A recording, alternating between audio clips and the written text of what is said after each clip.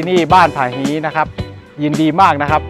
ที่จะนำทุกท่านนะครับมาดูวิวนะครับมาชมบรรยากาศสัมผัสธรรมชาตินะครับรอบด้านนะครับ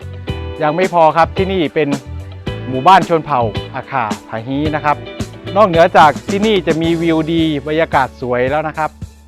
หมู่บ้านของเรานะครับมีกาแฟที่ดีด้วยนะครับกาแฟภูผาฮีของเรานะครับเป็นตัวเลือกหนึ่งนะครับที่เราภูมิใจนำเสนอนะครับวิถีชีวิตความเป็นอยู่รสชาติกาแฟนะครับจะอยู่ในตัวเดียวกันหมดนะครับกาแฟภูผาฮีนะครับจุดเด่นเลยนะครับก็คือว่าเราปลูกในลักษณะภูมิประเทศนะครับที่สูงเหนือระดับน้ำทะเล 1,000 เมตรขึ้นไปนะครับกาแฟภูผาฮีของเรานะครับในระดับสากลนะครับก็เป็นที่ยอมรับนอกเหนือจากท่านจะได้ชิมกาแฟรสชาติที่ดีแล้วเป็นการส่งเสริมสนับสนุนนะครับกลุ่มเกษตรกรผู้ปลูกกาแฟโดยตรงครับกาแฟภูผาฮีของเราเกิดมาจากการรวมตัวของกลุ่มเกษตรกรผู้ปลูกกาแฟนะครับในหมู่บ้านผาฮีของเราเองนะครับนอกเหนือจากกาแฟแล้วนะครับหากท่านสนใจนะครับเรื่องเกี่ยวกับที่พักโฮมสเตย์นะครับหรือว่าอาหารชนเผ่านะครับสิ่งเหล่านี้เราก็มีให้ท่านเลือกใช้บริการนะครับ